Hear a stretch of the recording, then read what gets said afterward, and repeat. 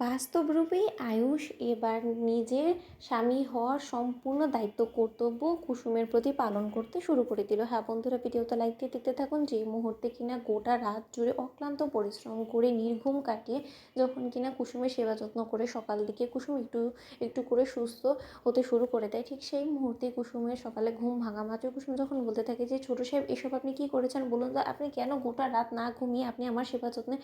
নিজেকে নিয়োগ দিয়ে বসে আছেন বলুন তো, এবং আপনি যে আমার কারণে কাল গোটা রাত ঘুমোননি, তার পরবর্তীতে আপনার যদি এখন শরীর খারাপ করে দেয় তাহলে আমি কোথায় আপনাকে নিয়ে ছোটাছুটি করবো বলুন তো। ঠিক সেই মুহূর্তে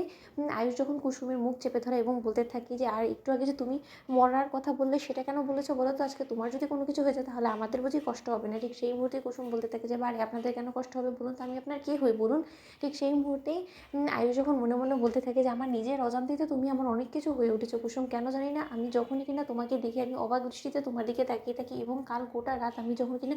তোমাকে জলপট্টি দিচ্ছিলাম ঠিক সেই মুহূর্তেই আমি অবাক হয়ে শুধু তোমাকেই দেখছিলাম যে একটা মানুষ কতটা অমায়িক হলে অন্যের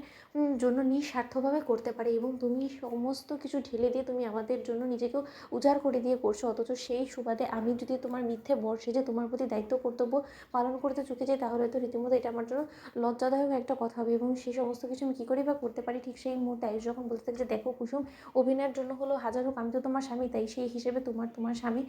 সকল আদেশ মেনে চলার কথা, সেই জায়গায় তুমি আমার এতটা অবাধ্য হচ্ছে কেন বলো তো। তুমি আজকে কোনো কাজে কর্মে হাত দেবে না, আমি বরঞ্চ খেতে গিয়ে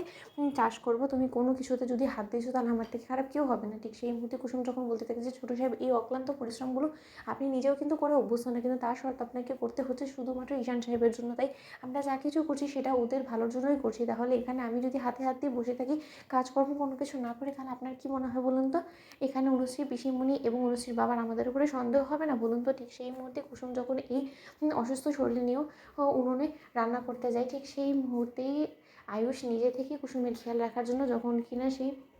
রান্নাঘরে যে কুসুমকে পাহারা দিতে থাকে, ঠিক সেই মুহূর্তে অনুশ্রী পিসিমণি বলতে থাকে যে ভাগ্য করে তুমি এরকম বর পেয়েছো বলতে হবে, নয়তো বা এমন বর দেখা মুশকিল যে কিনা নিজের স্ত্রীর অসুস্থতার জন্য ওর স্ত্রীকে পাহারা দেওয়ার জন্য কাজের তালবাহানা করে একবারে রান্নাঘরেই ঢুকে পড়েছে। ঠিক সেই মুহূর্তে ঈশান যখন বলতে থাকে যে এই ভাইয়া তোকে একটা কথা বলবো, কাল রাত থেকে আমি তোকে লক্ষ্য করছি যে জাদুঘরকে এই অসুস্থতা অবস্থায় দেখা মাত্রই তোর এত কষ্টে বুক ফেটে যাচ্ছে, তুই কি কোনো মতে আবার জাদুঘরকে ভালোবেসে ফেলি নাকি বলতো, কারণ কেউ যদি কারো প্রেমে পড়ে বা ভালোবাসে তখনই কিন্তু